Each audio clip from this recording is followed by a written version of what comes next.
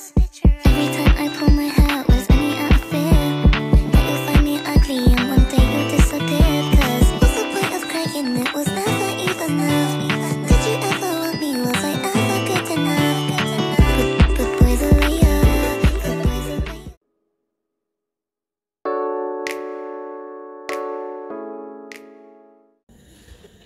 Pada dunia perpajakan merupakan sistem pajak yang ditetapkan pemerintah saat ini pada sebuah lembaga atau badan usaha yang diharuskan untuk menerapkan sistem akuntansi. Akuntansi perpajakan menghasilkan laporan pajak yang di dalamnya terdapat tax avoidance atau penghindaran pajak. Tax avoidance adalah sebagai suatu tindakan untuk melakukan pengurangan atau meminimalkan kewajiban pajak dengan hati-hati, mengambil keuntungan dari celah-celah dalam ketentuan pajak menurut Rista Diantari dan Agung Ulupuy 2016. Tax avoidance bisa saja dilakukan secara sengaja dan bisa juga disebabkan oleh ketidaktahuan pihak-pihak yang terlibat dalam transaksi tersebut. Namun, hal ini dapat menurunkan kepercayaan investor terhadap perusahaan.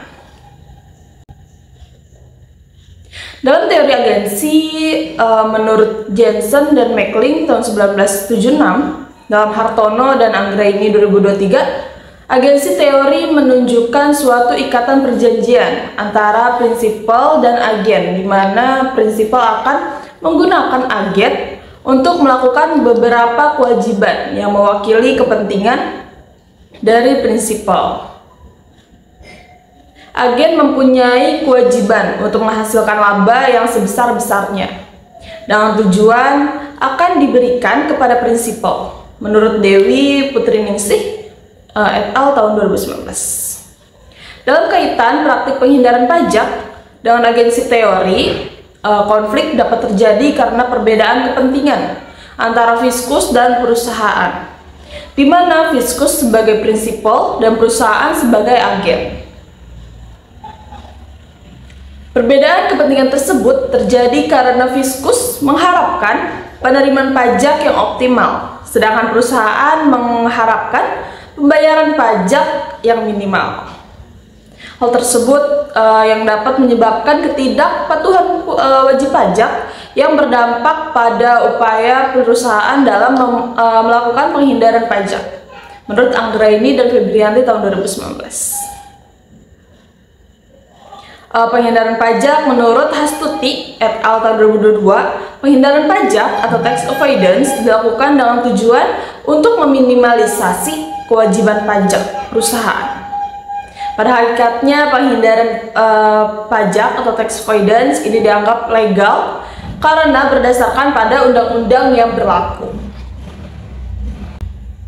Konservatisme akuntansi menurut Lailatus dan Prasetyo tahun 2021, konsep konservatisme menyatakan bahwa untuk menghindari kerugian yang akan terjadi di masa depan atau kondisi yang tidak pasti, para manajer perusahaan membuat kebijakan manajemen atau akuntansi berdasarkan keadaan yang diharapkan dari peristiwa, konsekuensi atau hasil yang dianggap kurang atau tidak.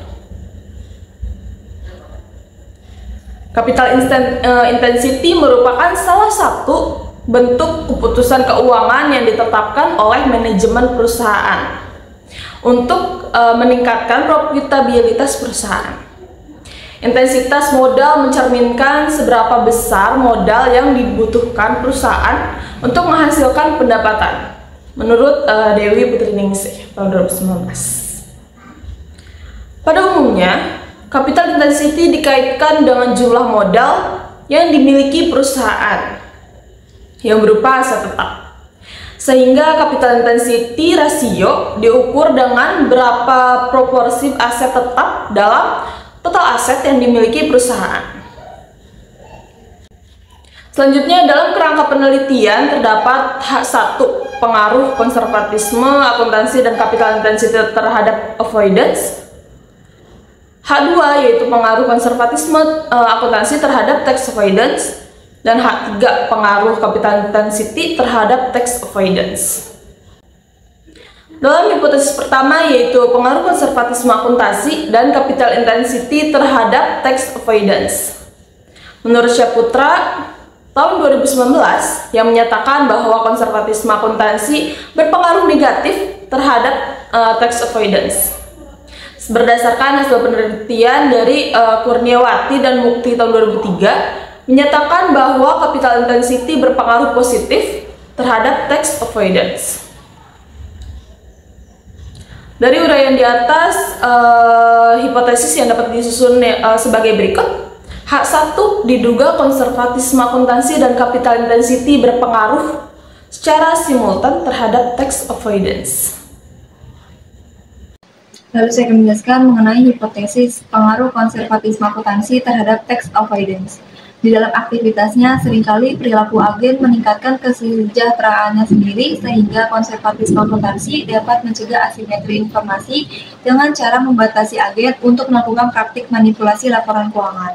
Reaksi hati-hati ini berdampak terhadap komitmen manajemen untuk memberi informasi terkait laporan keuangan yang transparan, akurat, dan tidak menyesatkan. Adalah faktor yang menentukan tingkat konservatisme akuntansi dalam pelaporan keuangan perusahaan, menurut Hartanto dan Anggraini 2023. Hal ini didukung Syaputra 2019 yang menyatakan bahwa konservatisme akuntansi berpengaruh negatif terhadap tax avoidance. Dari uraian di atas, maka hipotesis yang dapat disusun sebagai berikut. Diduga konservatisme akuntansi berpengaruh negatif terhadap tax avoidance. Lalu saya akan menjelaskan mengenai operasional variabel. Variabel independen atau X. Yang pertama yaitu konservatisme akuntansi. Konsep konservatisme akuntansi menyatakan bahwa untuk menghindari kerugian yang akan terjadi di masa depan atau kondisi yang tidak pasti, para manajer perusahaan membuat kebijakan, manajemen atau akuntansi berdasarkan keadaan yang diharapkan dari peristiwa, konsekuensi atau hasil yang dianggap kurang atau tidak. Menurut Lelatus dan Prasetyo 2021. Pengukuran dalam variabel ini adalah sebagai berikut. Konservatisme akuntansi sama dengan laba bersih dikurang arus kas operasi dikurang depresiasi dibagi total aset dikali 100%. Lalu yang kedua yaitu ada capital intensity. Capital intensity menurut Larosa Dayanara et al. 2019, capital intensity merupakan salah satu bentuk keputusan keuangan yang ditetapkan oleh manajemen perusahaan untuk meningkatkan profitabilitas perusahaan. Intensitas modal mencerminkan sebagian besar modal yang dibutuhkan perusahaan untuk menghasilkan pendapatan tertentu. Rumusnya yaitu capital intensity sama dengan total aset tetap dibagi total aset. Operasional variabel. Data yang digunakan dalam penelitian ini menggunakan data sekunder. Data sekunder dalam penelitian ini diperoleh melalui data perusahaan subsektor properti real estate yang memenuhi kriteria dari BIE. Data sekunder yang dibutuhkan dalam penelitian ini diperoleh melalui metode dokumentasi. Metode dokumentasi ini dilakukan dengan cara mengumpulkan annual report perusahaan. Variabel dependen dalam penelitian ini adalah tax avoidance sebagai Y, sedangkan variabel independen dalam penelitian ini adalah konservatisme akuntansi sebagai X1 dan capital intensity sebagai X2. Lalu ada variabel dependen Y. Menurut Rista Diantari dan Agung Ulupui 2016, tax avoidance adalah sebagai salah satu tindakan untuk melakukan pengurangan atau meminimalkan kewajiban pajak dengan hati-hati, mengambil keuntungan dari celah-celah dalam ketentuan pajak perhitungan tax avoidance. Lalu ada metode penelitian. Metode dalam penelitian ini adalah kuantitatif dengan menggunakan data sekunder yang berasal dari BI. Populasi dalam penelitian ini adalah perusahaan subsektor properti real estate yang terdaftar di BIE pada tahun 2020 sampai 2022. Sampel penelitian ini adalah perusahaan yang menerbitkan laporan keuangan tahun 2020 hingga 2022 sebanyak 19 perusahaan, setelah dilakukan eliminasi perusahaan karena ada outlier sebanyak 19 perusahaan. Metode yang digunakan dalam penelitian ini adalah purposive sampling, di mana penelitian menentukan sampel sebagai objek penelitian dengan kriteria sebagai berikut. Yang pertama, perusahaan subsektor properti real estate yang terdaftar di Bursa Efek Indonesia periode 2020 sampai 2022. Lalu yang kedua yaitu perusahaan subsektor properti real estate yang laporan keuangannya dipublikasikan secara lengkap dari tahun 2020 sampai 2022 yang terdaftar di Bursa Efek Indonesia.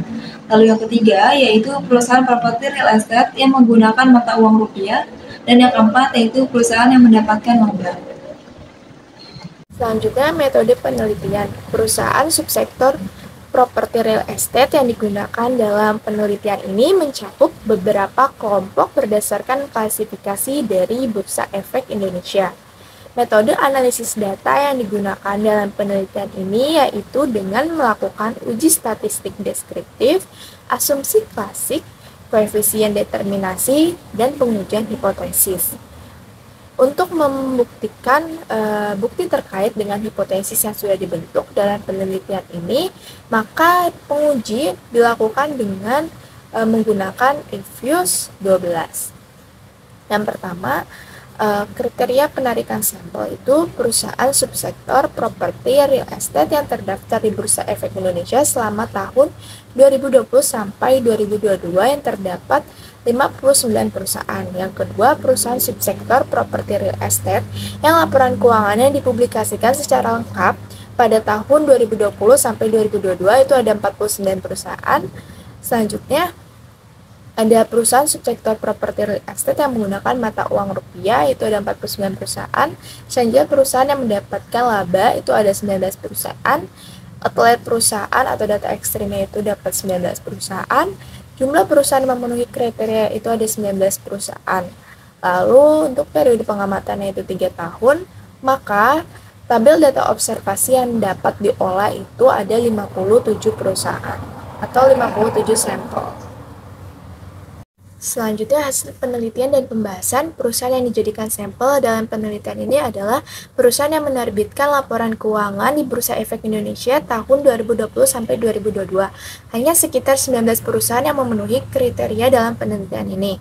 Berdasarkan tabel 2 dari output hasil uji statistik deskriptif, dalam tabel tersebut menunjukkan bahwa variabel tax avoidance atau Y memiliki nilai terendah sebesar minus 0,03 dan nilai tertinggi sebesar 0,55 dengan nilai rata-rata 0,05 dan standar deviasi sebesar 0,09. Variabel konservatisme akuntansi atau X1 memiliki nilai terendah sebesar minus 0,26 dan nilai tertinggi sebesar 0,21 dengan rata-rata minus 0,04 dan standar deviasi sebesar 0,07. Variabel capital intensity atau X2 memiliki nilai terendah sebesar 0,00 dan nilai tertinggi sebesar 0,65. Selanjutnya ada pengujian hipotesis. Pengujian asumsi klasik digunakan dalam penelitian ini dengan menggunakan program Infuse 12. Data dalam penelitian ini tidak normal, serta tidak terjadi multikolinearitas, heterokedastisitas, dan terjadi autokorelasi. Hasil uji koefisien determinasi dalam penelitian ini adalah sebesar 0,002352, yang artinya bahwa sebesar 0% variabel independen tidak mampu dijelaskan dalam penelitian ini. Berdasarkan tabel 4, hasil pengujian Infuse 12 F hitung lebih besar dari F tabel, yaitu 1,066004 kurang dari 3,17 dan nilai probabilitasnya sebesar 0,351517 lebih besar dari 0,05, yang dapat disimpulkan bahwa konservatisme akuntansi dan capital intensity secara simultan tidak memiliki pengaruh terhadap tax avoidance. Yang selanjutnya itu ada hasil penelitian dan pembahasan mengenai pengujian hipotesis, tabel 5 hasil uji T parsial.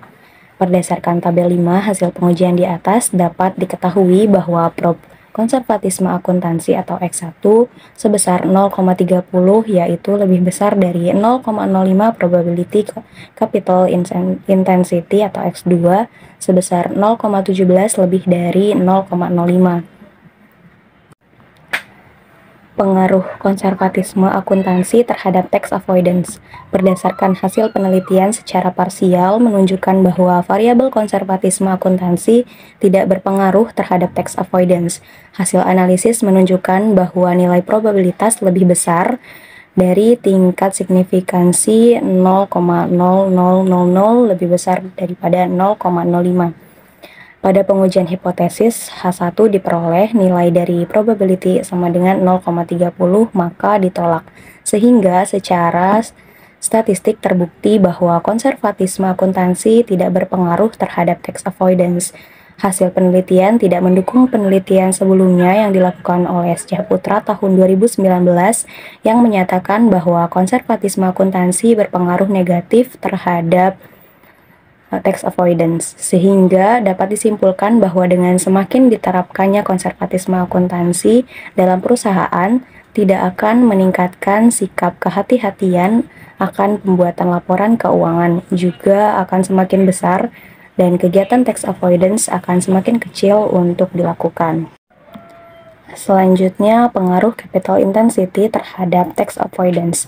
Berdasarkan hasil penelitian secara parsial menunjukkan bahwa capital intensity tidak berpengaruh signifikan terhadap tax avoidance.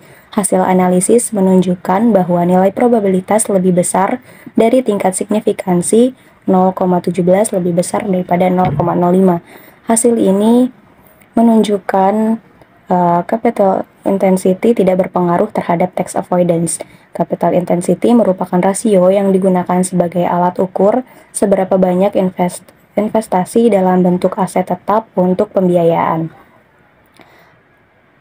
Pada penelitian ini menunjukkan bahwa semakin tinggi atau rendah capital intensity tidak akan berpengaruh terhadap penghindaran pajak yang dilakukan suatu perusahaan.